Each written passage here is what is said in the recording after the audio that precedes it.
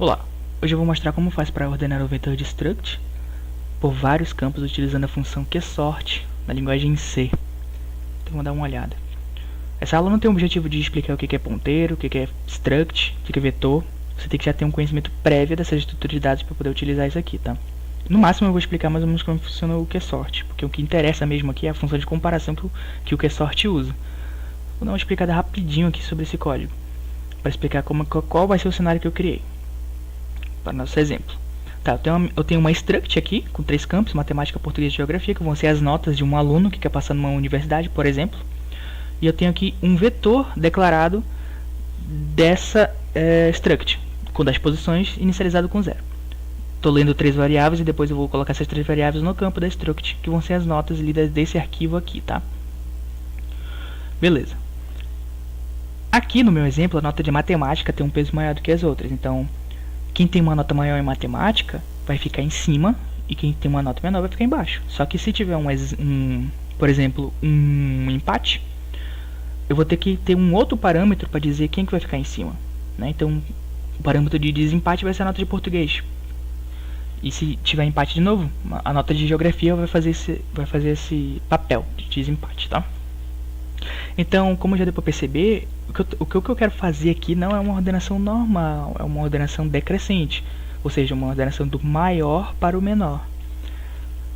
Não é normal, então tem um trick aqui, né? Tem um truque, tem um pulo do gato que a gente tem que dar, a gente tem que ficar esperto, tá? Para usar o QSort eu tenho que ter o include da stdlib.h, que é onde a função está declarada, e a gente tem que saber também quais são os parâmetros que essa função leva, né? O primeiro parâmetro é o que eu quero ordenar, ou seja, o nome do vetor. O nome do vetor, no caso aqui, é notas, o nome do vetor de struct. O segundo parâmetro é o tamanho desse vetor, a quantidade de membros. Nesse caso aqui eu sei que é um 10 ou um número, mas poderia ser uma variável. O terceiro parâmetro é o tamanho de cada membro. O tamanho de cada membro é o size of de boletim. E o quarto parâmetro é a função de comparação. Essa função de comparação aqui é a coisa mais importante, porque na verdade é a única coisa que a gente faz, né, de verdade no código para ordenar é essa função. O resto da função que é sorte mesmo que faz a ordenação está escrito, está na biblioteca. Então essa função de comparação ela tem um retorno de int.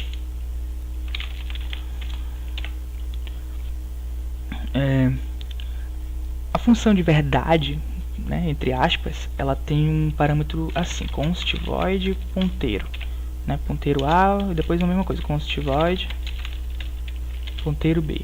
Só que a gente não vai usar isso, né? Eu sei qual é o tipo de parâmetro que a função vai receber, que é boletim. Então eu vou dizer que eu vou receber um ponteiro para boletim, que é a minha struct. Eu não preciso colocar const void, eu poderia, mas aí ter que ficar fazendo referenciamento, dereferenciamento fica mais complicado. E aí aqui dentro, certo? Se eu tenho dois valores iguais, o que eu tenho que fazer? Nada. Eu tenho que ficar sem fazer nada. E aqui que entra a parada, né? A seta mat. A seta é a struct apontada por a seta mat é a struct apontada por A no seu campo mat. Se eles são iguais, eu não quero que retorne nada. Certo? Se a seta mat é maior do que B seta mat, então eu quero que retorne A, porque eu quero que quem tem mais nota fique acima. Se eu quero que retorne A, eu coloco -1. Se eu quero que retorne quem é maior, né, no caso.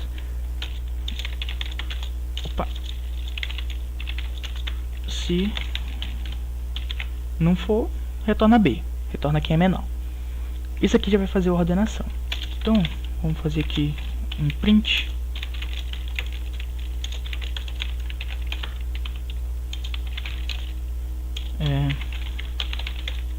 Matemática. Opa.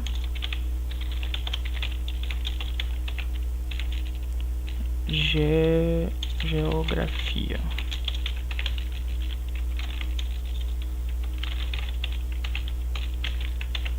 Notas de .mat, notas de .port, notas de i.gel. E aí vou tentar compilar. Beleza. Deu. Ele deu um warning aqui dizendo que a função de comparação não é assim, né? Dizendo que tem que ser constivoide, não sei o que. A gente já tinha visto isso. É só um warning, vai funcionar. Então, o que eu vou fazer agora? Eu vou usar, né? Que sorte. Opa. O que eu vou fazendo aqui? Eu estou dando entrada como input nessa função do arquivo in, que eu mostrei aqui. E eu quero que a output dessa função saia num arquivo chamado out, que está bem aqui, ele está vazio. Vou até mostrar aqui para não dizer que eu estou roubando. Daqui está vazio. E o arquivo in é isso aqui. Pronto. O arquivo out saiu. Aqui a gente vê que quem tem aqui as notas, né? Esse cara aqui, o 10º, está com a nota 90 em matemática, que é a primeira. Matemática, português, geografia. Ele foi pro primeiro, né? O primeiro, só que tem 3 caras com a mesma nota em matemática. Só fica em primeiro uma pessoa, não tem como. E o primeiro tem que ser esse cara aqui. Ele tem mais nota em tudo, né? Conforme a gente for fazendo o resto da função, esse cara vai ficar em primeiro, provavelmente. Então existe um empate na nota de matemática. Como que a gente resolve isso? Lá na função de comparação, tá? Se existe um empate na nota de matemática, já não retorna 0, então. Vai ter que ter um outro if. Tá, se as notas são iguais, eu vou para a nota de português. Se port igual a b port, aí, por enquanto vai retornar 0, não vai fazer nada. S. E aí você já percebeu que existe é isso aqui, é só um if dentro do outro. A mesma coisa que eu fiz lá fora.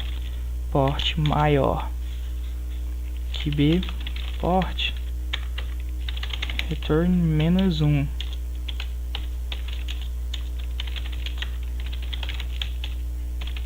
Certo? Por enquanto vai ficar assim. Porque a gente vai ter que ter mais um if aqui dentro, né? Porque vai ter empate ainda. Ou não, não sei. Vamos lá ver. Então make. Vou lá. Tá aí. Esse cara já foi pro começo. Nem tem que fazer nada. Ele já tem 58. E esse cara foi pra cá. Só que esse cara ainda tá ele ainda não tá numa posição que é a verdade, né? É certa a posição dele. Então, vamos lá, só mais um if aqui. If, né? Se forem iguais, vai ter que ver agora a nota de gel.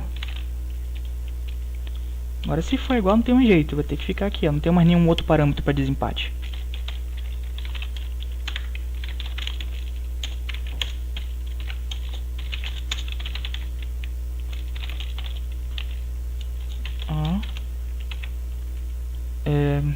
Gel maior que b gel return -1. Opa, ponto e vírgula, pode esquecer. Else return 1. Pronto.